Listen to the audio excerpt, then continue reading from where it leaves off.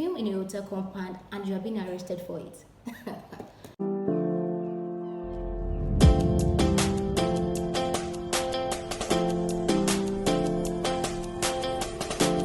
Hi everyone, welcome to my YouTube channel. My name is Mary and I'm a practicing lawyer in Nigeria. On this channel, I film about my legal life, I share legal tips, and I also share legal lessons. Here is a principle of law that says, ignorance of the law is not an excuse.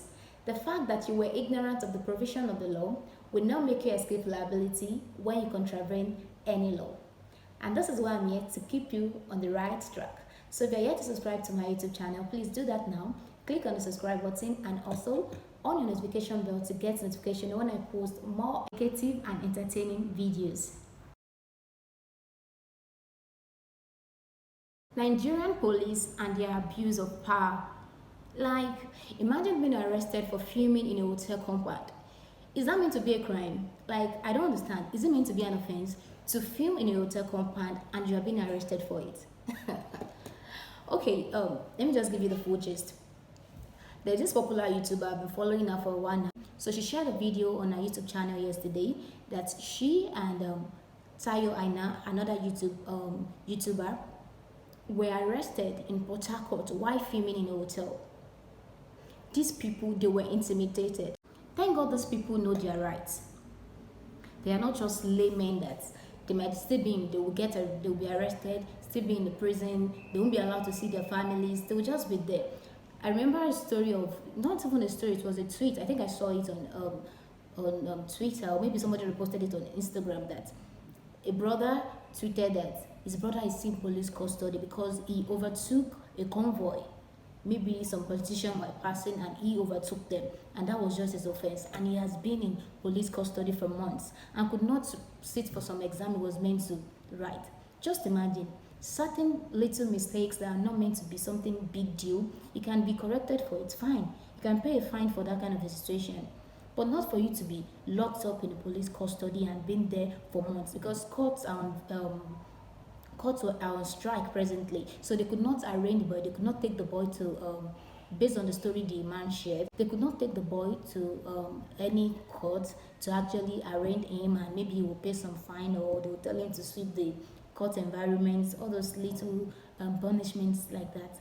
So that boy has been, they could not grant him police bail. Like, this is not a capital offense. Even some people that commit capital offense, sometimes they grant them bails, yes.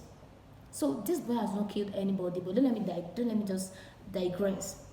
Don't let me digress. But that's just another practical example of you just being a Nigerian citizen and doing certain simple mistakes, and it will be something big on your head, and they will frame you up with some other big offenses. Let's assume some politicians were in the building and the policemen were just there to protect them. Fine, like somebody is just around the building making some suspicious moves and all that. You can walk up to him and ask him reasonable questions, and his answer should determine if you continue the interrogation or if you will arrest him. I know I explained in that video that he showed them some of his videos, some of the videos he has created, some of his videos on his YouTube, like, okay, this is what I do, I do this, I do that. That was what he said. I wasn't there, but that was what he said. And that should have been enough. Then that wasn't enough. That wasn't enough for them. They were just asking a lot of questions, and not even they were even asking reasonable questions, because to me some of those questions they were asking were not reasonable, and the tone and manner they were asking those questions is not reasonable at all.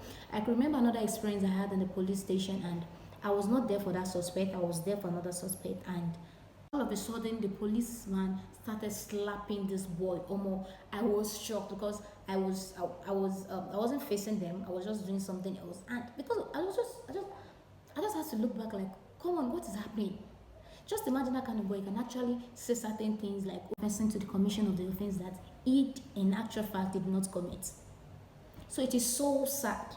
There's a procedure to make an arrest, there's a procedure to do your investigation, not to intimidate people or violate their human rights.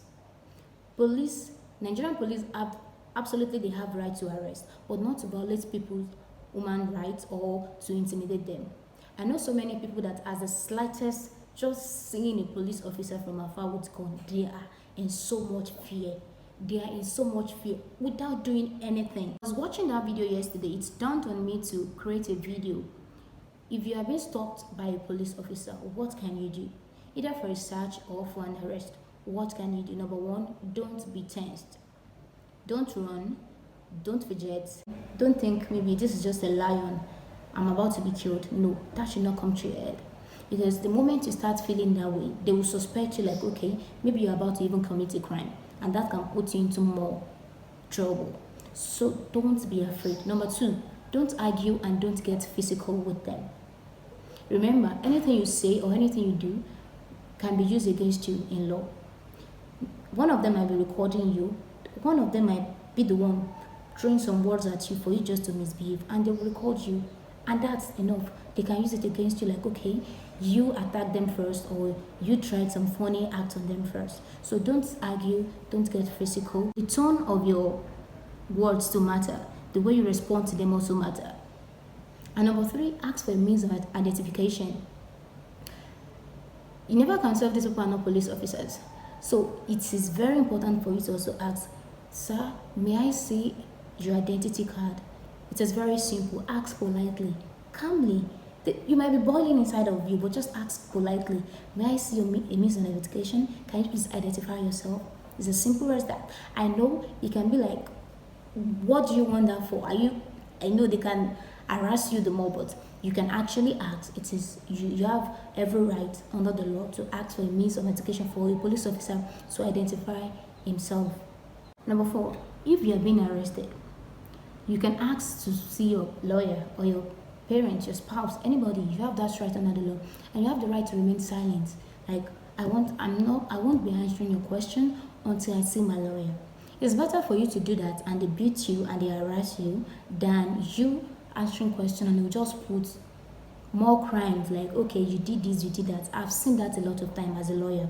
Going to a police station to get a bail of a client or a suspect, you will see them. You will see how they frame these people up a lot of time.